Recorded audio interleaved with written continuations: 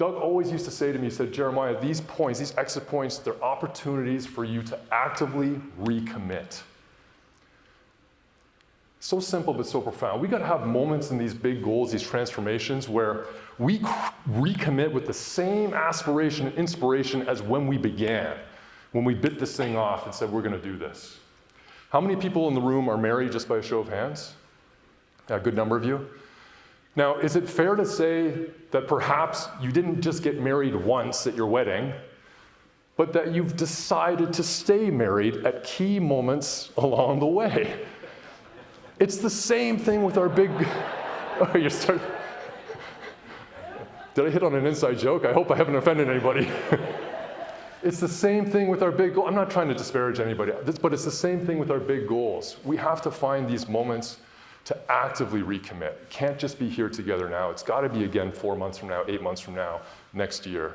This is going to take time. Okay. Can we get the first wide slide, please, Natalie? So I'm working with Doug. Days turn into weeks, into months, mornings.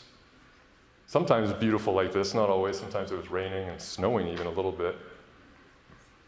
And there was Doug following me up and down. It was a very solitary thing, and I was training in the single boat. There was no team yet, really. I mean, I had my team with Doug. So the weeks passed into months, and then Doug says to me one day, Jeremiah, you've got to go to the nationals. You've got to compete at the National Rowing Championships this year. I said, Doug, I just fell in the water yet again in the last practice. I'm not ready. He said, Jeremiah, you got to go. So I get on a plane, I go to the National Championships that year. It was in London, Ontario in November. Freezing cold.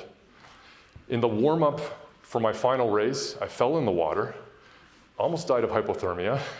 I got in my boat, I finished the race, and I came in last in the C final. Doug calls me after the race. He says, Jeremiah, how did it go? I said, I almost died from hypothermia. He's like, did you get back in the boat? I was like, yeah. He's like, did you finish the race? I'm like, yeah. He's like, great, we're right on track. Come back to Victoria, let's get back to work. And what Doug understood was that, there's this real risk of the time horizon we give ourselves to sort of just expand infinitely. And Natalie, can we get the next graph here? So if we strip back that expectations versus reality and just bring it real simple here, if we let it stretch out across time, and we can see that we start to lack those definitive moments.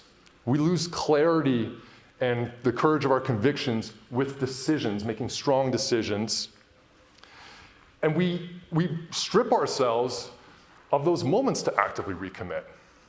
So part of going through a big transformation is not the default, you're trying to endure it, and some of you have been in the business for 20 years. I mean, you're pretty comfortable with how things have been going, and now you're telling, okay, I got to be patient services like a true clinician, and that's a whole change in the nature of my work.